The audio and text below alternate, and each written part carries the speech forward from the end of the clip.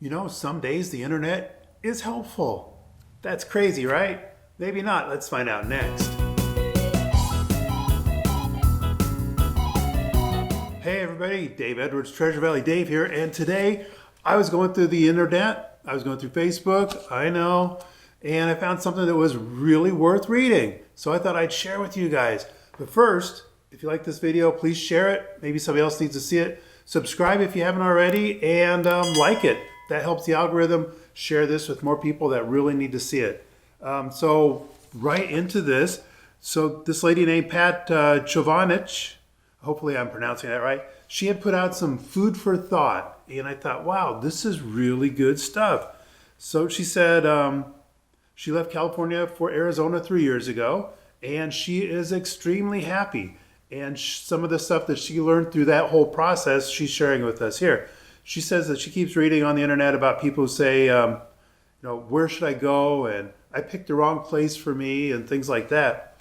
And so I guess she doesn't want to see that happen to you. And neither do I. So she said, a bit of friendly advice, take it or leave it.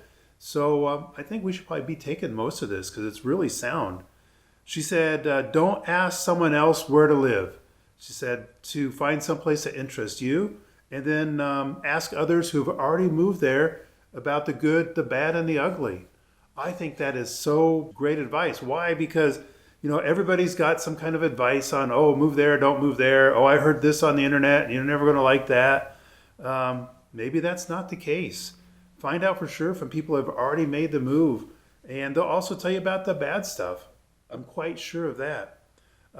If you like city life, don't move to the country. And if you like country life, don't move to the city. That seems pretty straightforward, huh? And I don't know, part of that, what I've seen quite often is people, they're so completely fed up with the being crammed in together in, the high density areas. And they have this vision that they want, a couple acres in a shop. Well, maybe they don't want that much. I've had people that have bought that much and then they found out, that's a whole different lifestyle choice. It wasn't just moving and getting extra space, but it's a whole lifestyle choice, all the maintenance and things like that. So we have so many places up here where you just have a good sized yard. Things are spaced out. Your street's not all crowded with cars waiting for, the next shift at the drug house or something. So maybe just coming up here and finding a nice neighborhood that's kind of relaxed to be the thing. If money is an issue, she says, small towns tend to be less. And maybe that's true. She said that if you live in the county, then there's no city tax. Well, I guess that's true too. But there are property taxes wherever you live. And you can find that information on the internet, she says, which is very true. You can find out what they were for the last year. She also said that where she lives is kind of out in the county, so they have lower taxes, but they don't have sidewalks. They have dirt roads and things like that. So if you're looking for something that's a bit more, built up, paved roads and sidewalks, then you're probably going to be expecting to pay a little bit more taxes. If you like places that have parks for you, for the kids, adult parks, water parks, things like that, that might end up costing a little bit more for taxes and or for your HOA fee. And not all HOAs are bad. There's certainly a place for them, but and if there's no HOA, then your neighbor might have that freedom mentality where he's going to put all of his cars up on blocks. Have you been through Rio Linda? Anyway, continuing, she says that if salaries are low, it usually means the cost of living is low. And depending on where you live, you may not require such a high salary. There's some truth in that. There's a lot of places in California where to keep you there, they have to pay a whole lot of money. And of course, your expenses are a lot higher. When you move out, maybe it's not that expensive. But there are some things that are just more expensive. And some places you move to where prices have gone up, the jobs, the wages may not have gone up yet.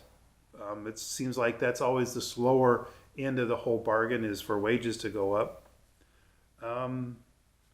Do you want a big city, a small town, or near a big city? Do you want to be in the country or mountains?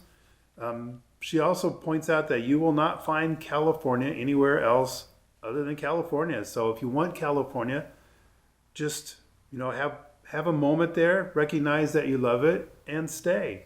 There's absolutely nothing wrong with that, and no one's going to think that you're making a wrong decision. Well, I won't say that. Maybe someone would, but if that's where you're meant to be, then by golly, that's where you need to be.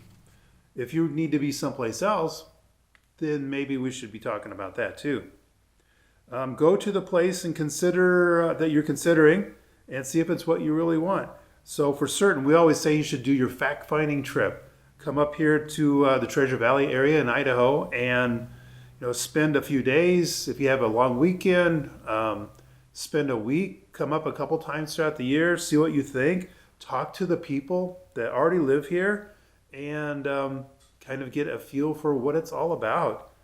The snow this year was nothing. And if you're worried about driving in the snow, this was probably not a typical year, but it does go to show that we don't have that much bad weather here. We don't have tornadoes, hurricanes. We're certainly not having the flooding. So anyway, so where you get there, I think she means when you get there, find a way to meet people via jobs, volunteering clubs, church, schools.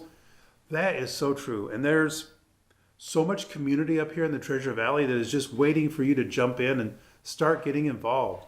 Whether it is clubs or churches or schools, or maybe you want to get involved politically so Idaho doesn't become California. We've certainly got no end of things that you can do to help make sure that that happens. And then she says that she wishes you all the best, and I do too. So that was Pat. Pat, thank you so much. You really brought up some good points that I think people really need to consider when they start to consider moving out.